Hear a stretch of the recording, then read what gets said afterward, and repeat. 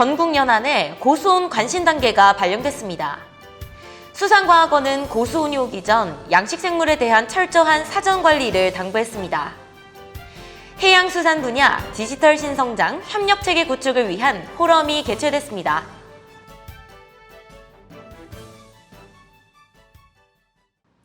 안녕하세요. 해피셜 뉴스 이수민입니다. 요즘 날씨가요 변덕을 아주 많이 부리고 있죠. 이례적이라고 할 만큼 이른 폭염에 잦은 집중호우, 여기에 이젠요 태풍 예보까지 더해지고 있는데요. 근데 걱정만 해서는 안 되잖아요. 대비할 수 있도록 도움될 만한 정보들 많이 챙겨왔으니까요. 지금부터 바로 만나보시죠.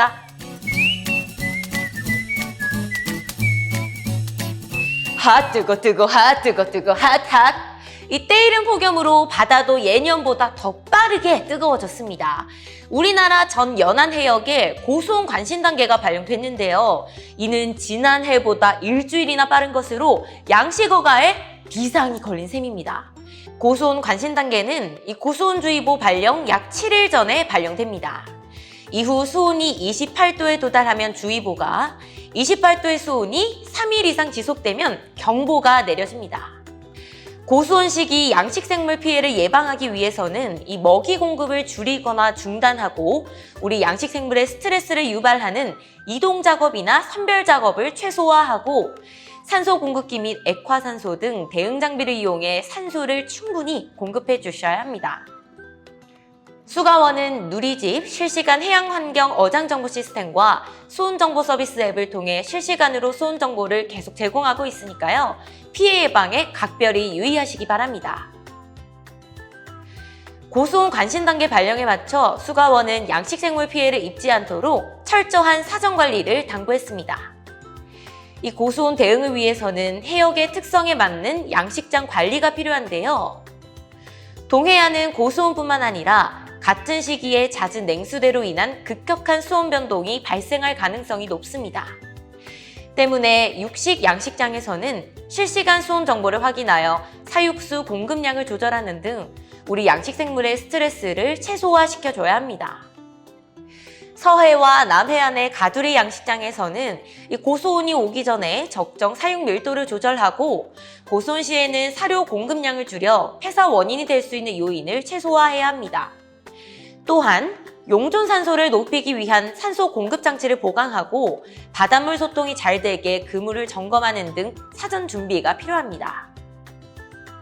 서해안 폐류 양식장에서는 7월 간조 시 갯벌 온도가 35도 이상 상승할 수 있기 때문에 미리 출하하는 것도 피해를 예방하는 좋은 방법입니다. 한편 수가원은 매년 5월경에 현장 대응반을 구성하여 사전 설명회를 열고 대응 요령을 전파하고 있는데요. 올해도 지난 5월부터 우동시 원장이 직접 전국 주요 양식장을 찾아 현장을 점검하고 대응 요령을 설명하며 어업인들과 소통의 시간을 가졌습니다.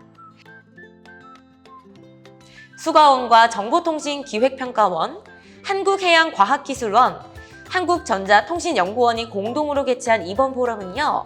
정보통신 기술을 통해 해양수산 분야의 디지털 혁신을 지원하고 신성장 협력체계를 구축하기 위해 마련됐는데요. 수가원은 분야를 초월한 융복합 연구로 해양수산의 디지털 스마트화에 더욱 박차를 가할 것입니다. 빠르게 그리고 간편하게 급속도로 바뀌는 식문화 트렌드, 그 속에서 우리의 수산물의 소비를 높이기 위한 수가원의 수산물 가공기술 개발 노력, 그 중심에 있는 장미순 연구관을 지금 만나보겠습니다.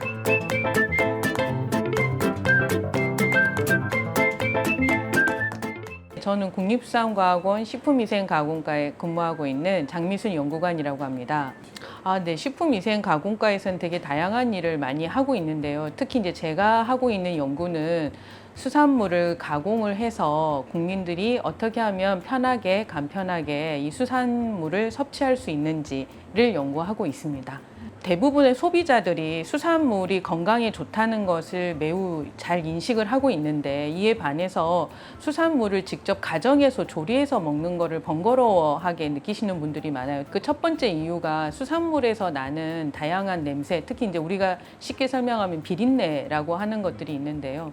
이제 생선에서 나는 비린내가 있고, 뭐 굴에서도, 또는 심지어 우리가 제일 많이 먹는 해조류에서도 어떤 이런 특유의 냄새가 납니다. 근데 이런 냄새들 때문에 가정에서 직접 뭔가 손질을 하거나 먹는 거에 대해서 되게 어려워하시다 보니까 이러한 냄새들을 제거하는 기술들을 이제 중점적으로 저희들이 개발을 하게 되었습니다. 네, 저희들이 개발한 기술은 특허 기술로 해서 특허청에 이제 등록이 되면 국유 특허로 해서 이제 관리가 하게 되어 있고요. 이제 이 국유 특허는 주로 이제 영세한 기업이나 중소기업에 이제 산업체에 주로 이제 기술 이전이 되게 되어 있습니다. 이제 이런 기업들은 이제 자체 R&D 기능이 주로 없기 때문에 국가에서 개발한 R&D 기술을 일정하게 사용을 하심으로 인해서 산업체에 많은 도움을 받고 계십니다. 이런 말을 하면 많이 웃으실지 모르겠지만 저도 생선회를 잘 못 먹는 사람 중에 1인이었거든요. 그래서 이렇게 생선회를 못 먹는 사람들의 특징이 무엇인가를 보니까 식감이라든지 아니면 어떤 냄새 때문에 잘 못 드시더라고요. 그래서 이제 그럼 이런 것들을 어떻게 하면 잘 먹게 해볼 수 있을까, 이런 것들이 이제 궁금증이 어떤 이런 발을 디디게 되는 계기가 되었고, 근데 사람들이 가장 기본적으로 의식주 생활에서 가장 중요한 게 또 식이라고 생각을 했습니다. 그래서 먹는 것만큼 사람들에게 좋은 추억과 기억을 주는 게 없다라고 생각을 해서 이 연구를 좀 관심 있게 접하게 된 계기가 된 것 같습니다. 이제 제가 이제 일본에서 저는 이제 유학을 하게 됐는데, 일본 하시면 다들 아시겠지만 수산물을 굉장히 많이 섭취를 하는 나라 중에 하나이고, 또 수산물을 다양한 수산식품으로 가공하는 기술도 굉장히 뛰어나다고 생각을 하는 나라거든요. 그래서 이러한 것들을 우리도 수산물을 그만큼 많이 섭취하고, 또 삼면이 바다로 둘러싸여 있는 우리나라의 지리적인 특성상 이러한 기술들을 공부를 했던 것이 지금 이제 현재 도움이 좀 많이 되고 있는 것 같습니다. 몇 년 전에 저희들이 이제 생선에서 나는 비린내 제거 기술을 개발을 한 적이 있습니다. 이 기술을 이제 관련 단체 수협들과 함께 기술 이전을 해가지고 이제 제품을 만들어서 이 만든 수산식품을 학교에 우리가 시범급식으로 단체급식을 진행한 적이 있었거든요. 근데 단체급식을 하기 전에 인식조사를 했을 때 수산물이나 수산식품에 대한 선호도가 아이들이 상당히 좋지 않았습니다.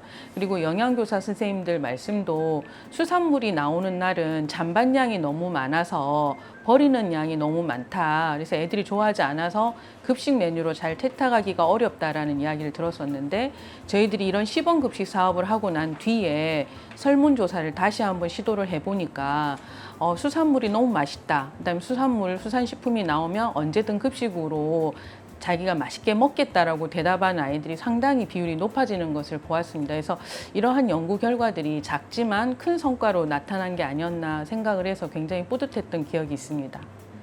국민들이 쉽게 이 수산물을 소비할 수 있도록 다양한 수산물로 요리를 할 수 있는 레시피를 개발을 하고, 이 레시피를 보급을 하기 위해서 요리책을 만들어서 발간하는 일도 수행을 하고 있습니다. 최근에는 코로나 시대를 저희가 겪으면서 소비자들에게 다양한 밀키트를 보급하는 사업도 하고 있고, 그다음 밀키트 안에 들어가는 수산물들이 다양한 수산물들의 나는 냄새를 제거하는 특허 기술도 이 기술에 적용이 돼서 활용이 되고 있습니다.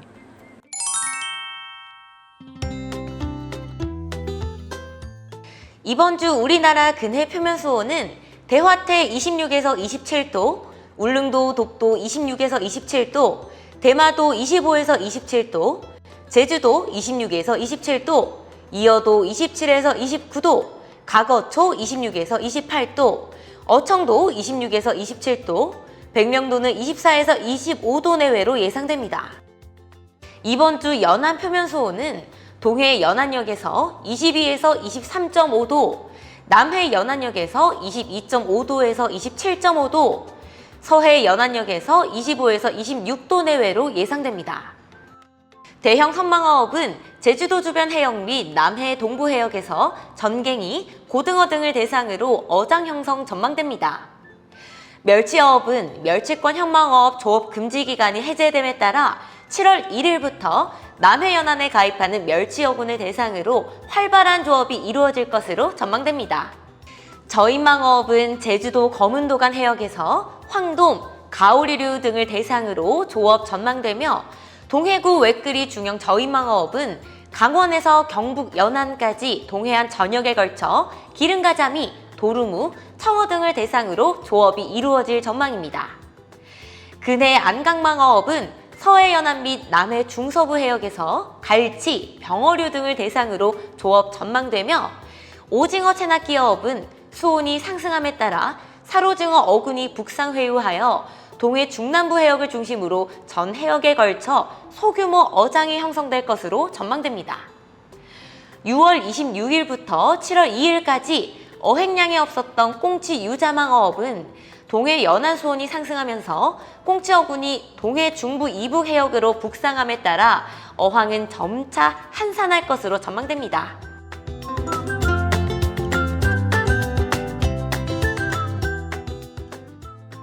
올해는 꼭 여름휴가 간다! 이 설문조사 결과 직장인 10명 중 무려 9명이 여름휴가를 계획 중이라고 하는데요. 다들 일 안 하시나요? 본격적인 휴가철을 앞둔 요즘 이런저런 계획들 많이 세우고 계시죠? 그런데 코로나가 증가세로 전환됐고 해외를 중심으로 원숭이 득자 확산세도 여전하기 때문에 올해 여름휴가 괜찮을까 하는 우려도 같이 커지고 있습니다. 거리두기 없는 첫 여름휴가 제대로 즐기려면 이 방역수칙도 제대로 지켜야겠죠? 그리고 실시간 수온 정보나 생물종 검색 등 수산연구와 수산기술이 궁금하시다면 국립수산과학원 누리집에서 확인할 수 있다는 점 잊지 마시길 바랍니다. 그럼 해피쇼 뉴스는 다음 시간에 다시 찾아오겠습니다. 여러분 안녕!